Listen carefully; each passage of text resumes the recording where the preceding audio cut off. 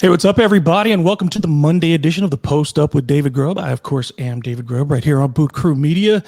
We're starting the week with something we haven't had a lot of lately, and that's good news from the Pelicans front regarding Zion Williamson.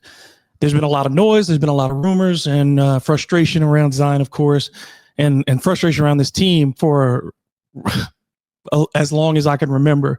But there seems to be a shift happening with regard to Zion's relationship with the New Orleans Pelicans. And today we're going to break that down. So Joe Dumars in his opening press conference said there is no trade mandate for Zion Williamson. He shut that idea down. And I think that was a big step as far as just clearing that up and making himself accountable for those future decisions. If there is no mandate going forward for Zion Williamson, then you have options. You have not given the league, you've not shown the league your cards as far as what you want to do. And you give yourself the opportunity to make decisions based on what you actually want to do rather than the pressure to do something immediate and from the observation of we just want to get out from under this player rather than see what we can get on the open market or see what we have still to develop within our own franchise. So Mark Stein reported that the Pelicans want to make it work with Zion despite this trade speculation, and obviously sending him to the draft lottery to be the Pelicans representative was a step in that and kind of allowing him to be the centerpiece of the franchise. At least for the short term, I think this signals that there's a commitment to building rather than rebuilding or resetting the franchise. After 6 seasons with Zion, it's been a mixed bag. Obviously, his highs are very high. The lows have been disappointing, and sometimes just quite frankly, they've been angering for the fan base, for anybody around this franchise. Just you want to see him live up to his potential and that the immense ability that he has. But if Zion is staying, the question becomes, how do you build around him? There's certainly a focus on Zion for his own personal fitness, which looks like he's maintained so far more than a month after his last in-game appearance this year. He looked in shape at the draft lottery. He looked in shape in his photo with Hakeem Olajuwon that went all over the media, posted by the New Orleans Pelicans, reposted by Zion Williamson on his social media. So you have to think at this stage he's committed to what success he found last year in maintaining his weight. The question, of course, is can he stay on the court, and how do you build this team around him? And internally, there's a lot to do as far as fleshing this roster out. You have holes, and we've talked about those holes, whether it's in rim protection, whether it's in playmaking on the perimeter, and of course that constant need for shooting around somebody whose biggest talent is their ability to draw defenders and create gravity and their ability to get to the basket. So you need people on the opposite side for him to kick to. You need people that can, as the ball gets kicked out, can rotate and swing the ball around the perimeter so that they can make shots. You need those kind of players, but you also need good decision makers, and the Pelicans have not had a lot of those. And of course, you need to shore up that interior defense. Now, one of the ways that the Pelicans will look to improve this roster is through the draft, and it looks like there's a consensus starting to be built. Most mock drafts now are pointing to Duke's 7'2" center, Khaman Maluach, as the Pelicans' preferred choice. If you look at him, he's long, mobile, already a defensive deterrent. A lot of folks say, when did he pick up basketball? It hasn't been that long, but yeah, he picked it up around 13 or 14 years old, depending on the story. I think that we've heard. He saw it at a basketball camp, thought this was fun, decided to play, and he's grown into this wonderkind kind of basketball ability. Effective rim runner. He could be a potential defensive player of the year candidate in the future. He's somebody that people look at as Rudy Gobert at the minimum, but also somebody who has a more deft touch around the basket, though he didn't get to display much of his offensive repertoire at Duke. But I would say this, for any center that you take, centers do take a little bit more time to develop in the NBA. They just do. Because there is not a lot of development like there used to be. I'll say this anecdotally.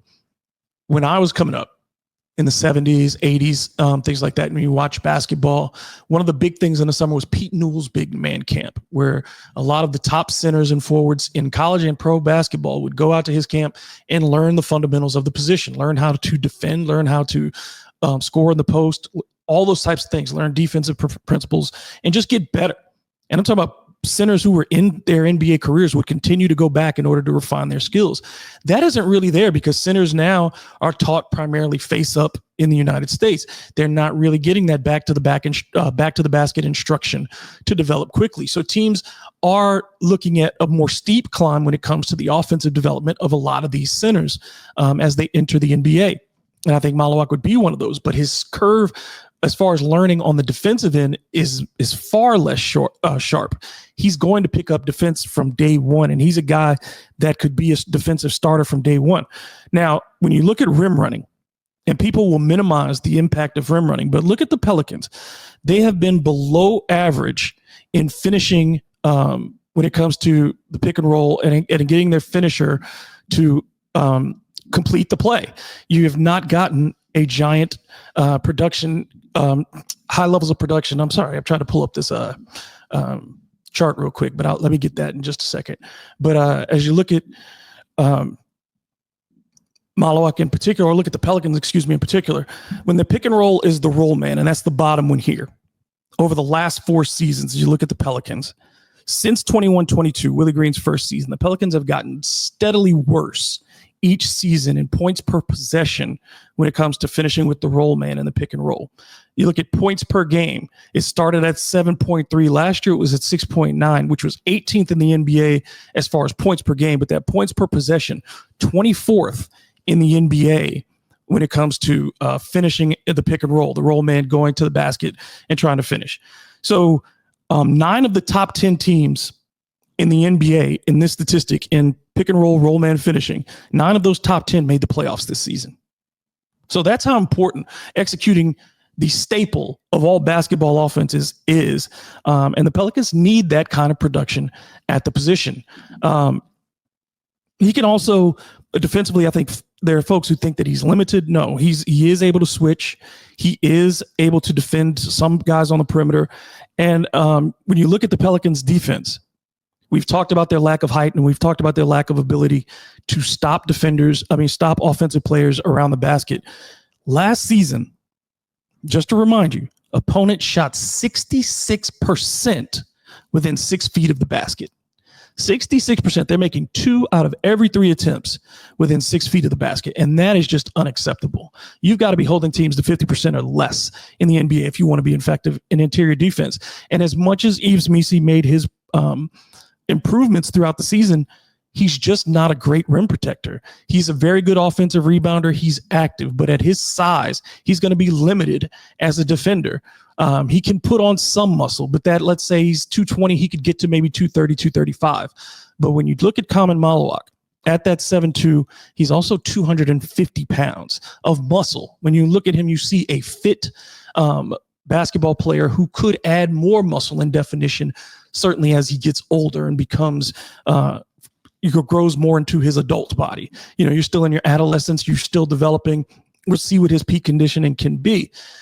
I wonder what that means if they do draft a Khaman Maluach for the future of Yves Missi, because either you're looking at him, and I think he would still need a veteran center. And I talked about this last week in the potential trade with the Orlando Magic and trying to go out then and trying to find a veteran center like a Kevon Looney. And I know there's some folks who are not really excited about Kevon Looney or something like that. But I think what you need is a veteran center on this team, because where else you don't really have a coach who's going to train a big, because he's a perimeter player. His offensive philosophy, however you define it, is defined primarily on the perimeter. There's not been a real utilization of the post. I think a lot of people feel like when Jonas Valanciunas, maybe certainly the best interior scorer that you've had during this Zion Williamson era of these 6 games to pair along with him, 6 years, to pair along with him, Jonas Valanciunas was underutilized in that position. So you're going to need somebody who can, in practice,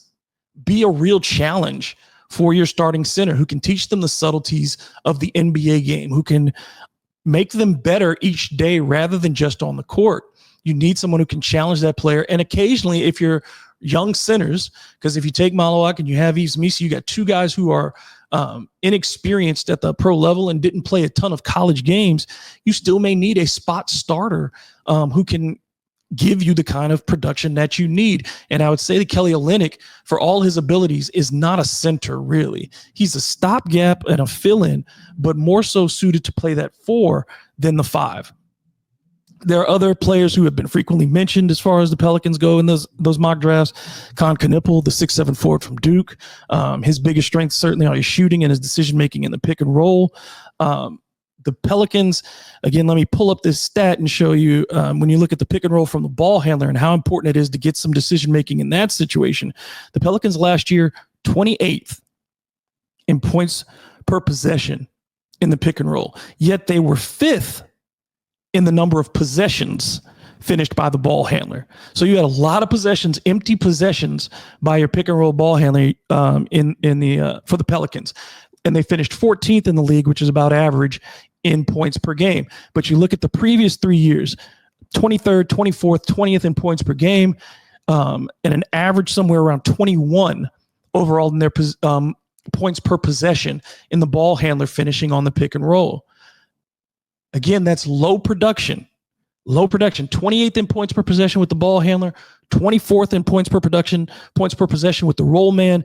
That's not going to get it done offensively. You have to have decision makers who can help Zion Williamson, help Trey Murphy, help your centers, whomever they are, to finish in the pick and roll. You need a better decision maker. Last year, you had a lot of turnovers, whether it came from DeJounte Murray with a number of 4, 5, 6 turnover games, the most of his career. And now you're filling in currently with Jose Alvarado, Antonio Reeves, Jordan Hawkins. These are your primary guys on the perimeter. CJ McCollum, as of right now, none of those are great options as far as making decisions in the pick and roll. So you want to see a better player there. And the two things that Khaman Maluach does extremely well are make decisions in the pick and roll and knock down shots.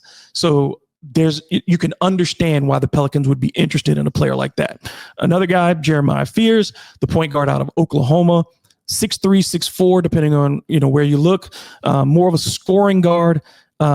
I think the Pelicans would be less likely to draft someone like Jeremiah Fears because though he is a tough shot maker and shows a lot of competitiveness, he was a very poor decision maker with his shots, and his assist to turnover ratio was one of the worst for somebody who handled the basketball as much as he did. Turned it over nearly as often as he made the assist. And the Pelicans, again, need better decision-making and playmaking on the perimeter. So I don't think Fears would be as high on the Pelicans list, certainly because Joe Dumars is going to value people who don't make mistakes. He's going to value players who take care of the basketball. And Fears just isn't at that place. And point guard is the most difficult position to transition to in the NBA. So I think that, being able to minimize your turnovers is going to be an extremely important asset for that kind of player going forward and whether or not the Pelicans select them. The third player, Derek Queen out of Maryland, the freshman center, very advanced offensively. If you take him, you have to make him a focal point of your offense. What he does not address is your need for rim protection. But those are the players that are most likely as of today for the Pelicans to select in the draft. Those are the players most rumored for the Pelicans to take. So make sure you check out some of these other videos that we have on Boot Crew Media for some deeper dives on what these players bring to the table and what they could potentially add to the New Orleans Pelicans and if their fit makes sense. So go ahead and check those out as well. There's another rumor going on that the New Orleans Pelicans could be interested in making a potential trade with the Philadelphia 76ers. The Sixers certainly have a lot of options to them as well and a lot of needs, considering that they may not have Paul George available at the beginning of the season. We don't know what his status will be, and we certainly don't know what the future of Joel Embiid holds. So what are the options if they did want to move up? Because the Pelicans then would be trying to get in position potentially for the right to select Rutgers forward Ace Bailey. It would be costly, but I don't know if the cost would be prohibitive to keep the Pelicans from making a deal. In one proposal that I saw online, the Pelicans would send Philly the number 7 pick, and Indiana's top 4 pick protected next season, top 4 protected pick for next season, but they would have to attach a shooter in the deal, potentially a Jordan Hawkins or an Antonio Reeves, which I don't think would be a major loss for the New Orleans Pelicans if that's who you added into the deal.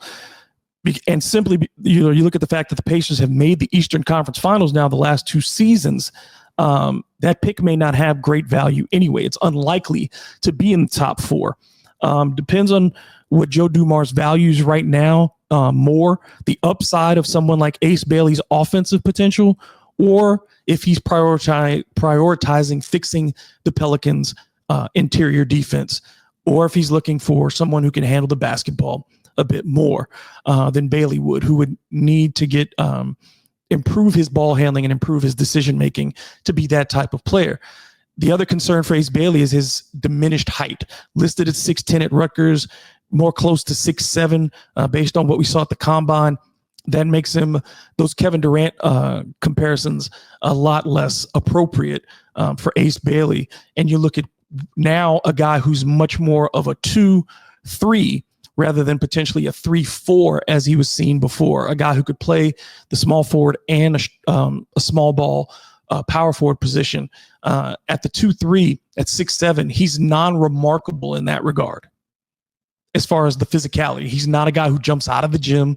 He doesn't have exceptional length and athleticism, not an exceptional ball handler. What you're counting on is that the shot making and the creativity offensively, and that being enough to carry his game while it continues to develop. I think that is a knock against Bailey and a reason for the Sixers to potentially get out of that position at number 3. Lastly, you saw Zion Williamson. I want to mention him going to that picture with Hakeem Olajuwon. And I think that there's a thought that maybe, and we see NBA players go and work with Olajuwon.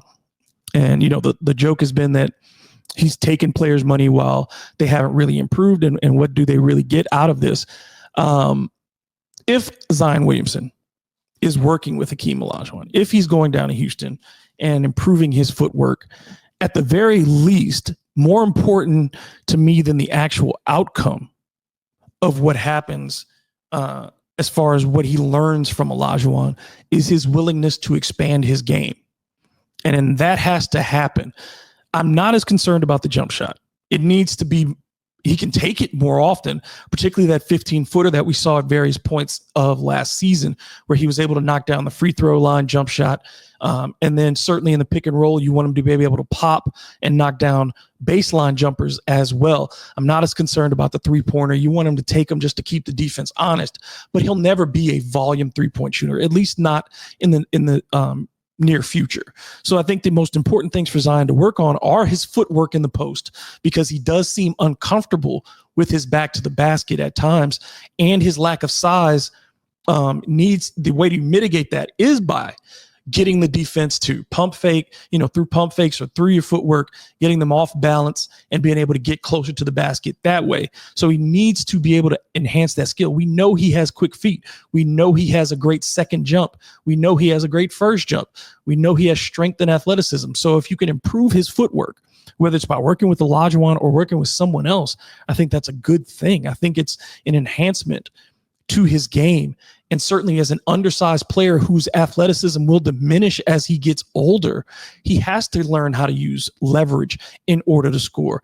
There's a player that I have talked about as far as comparing him for a number of years, and it's been prime Bonzi Wells. And if you go look at the footage and you listen to how NBA players talk about Bonzi Wells, listen to how they talk about his ability to get to the basket as an undersized player who played the 3 and the 4 a lot for the Trailblazers back in the day when he was at his peak.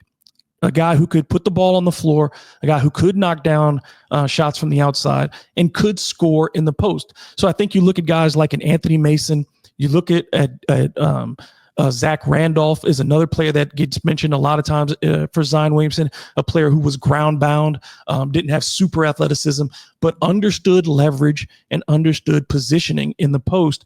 And I think that that's an incredibly important asset for Zion Williamson moving forward. So I think the commitment if it is to build these relationships, with NBA legends, which I think is important for Zion too, because those guys, when they see greatness, you've seen it before. There's a lot of mentoring that goes on from great players to the great players of the next generation.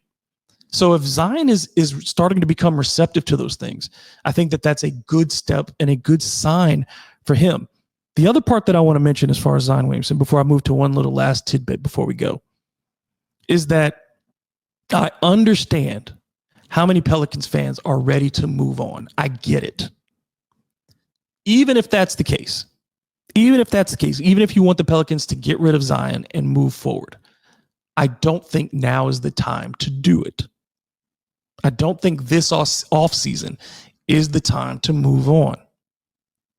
Because, and I don't think it will happen for this reason, Joe Dumars has yet to see. It's one thing to watch it on film. It's one thing to have your reports and look at stats. It's another thing to watch Zion Williamson play in person. And I think he wants to see that opportunity. I think Joe wants to be proven, like to have his own evidence and say, okay, it's not going to work, whether because of injuries, whether because his lack of discipline, whatever it is. If one of those things rear their ugly head this season, I don't think Joe Dumars will hesitate to move on from Zion Williamson. But I think he wants the opportunity, and I think he deserves the opportunity, because it's very hard. And there's no one in this draft for the Pelicans, even if you move up to 3, there's no one in this draft who's going to have the immediate impact that Zion has.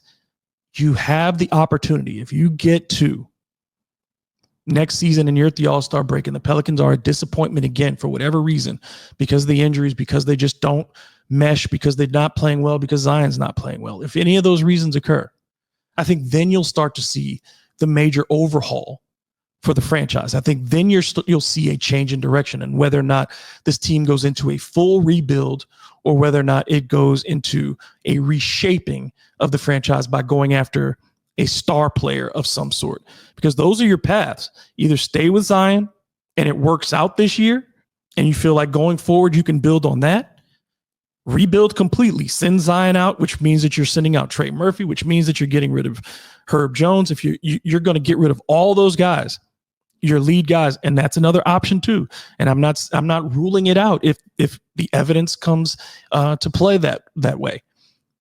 Then that's your second option. And then your third option is move Zion and find another team star, and you make that switch and you make whatever picks you have to give to do that. And you say, you're willing to take that risk on Zion. We're willing to take back a different player and build around that player and hopefully entice some of the guys that you do have, particularly Trey Murphy and the pick that you get this year, to make them your new foundation for whatever you want to build with the New Orleans Pelicans.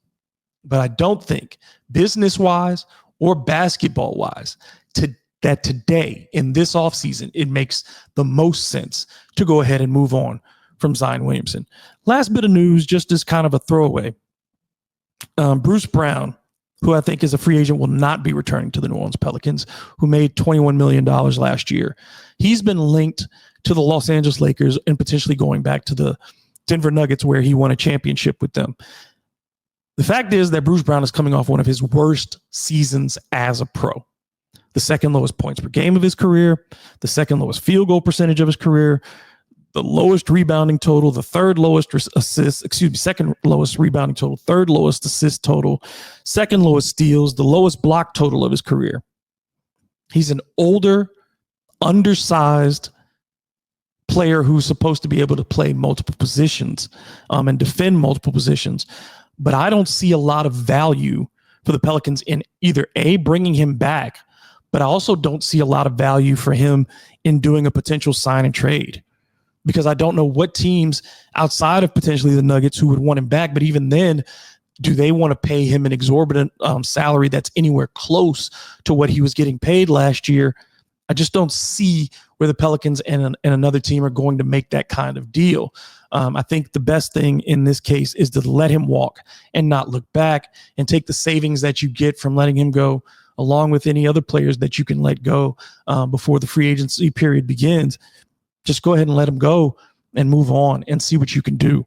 But I just don't see any potential value for the New Orleans Pelicans in either keeping Bruce Brown or trying to use him as trade bait. Unless there's a big deal, if the Pelicans can come into a big deal with somebody, if there's a player that they need to have and another team is just, you're giving away Bruce as part of a package, which I guess could happen.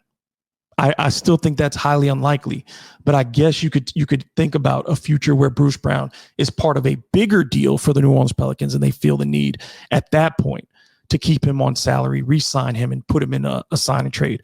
But remember, the minimum, it's either 3 or 4 years that you have to commit to a player in a sign and trade. And I don't think Bruce Brown at this stage in his career is somebody that any team is going to commit to for that long. 1-year deal, 2-year deal, maybe. But 3 to 4 years, I just don't see that guaranteed money going to a player of Bruce Brown's status who seems to be in decline at this stage of his career. All right, that's going to do it for today's show. I really appreciate you guys listening, watching here on Boot Crew Media. So make sure you make sure you subscribe, hit that notification bell as well, so you always know when a new episode of the Post Up is available for you. If you're interested in following me on social media, you can reach me at DM Grubb on Instagram, on X. You can also find me on Blue Sky and TikTok as well. So until the next time, I want y'all to go out there and enjoy the day, think about basketball, and have fun with this, man. This is just a game, but I appreciate the passion, and again, I am so thankful for the response that we've gotten in this very short amount of time. Until tomorrow, y'all have a great one, and let's go Pels.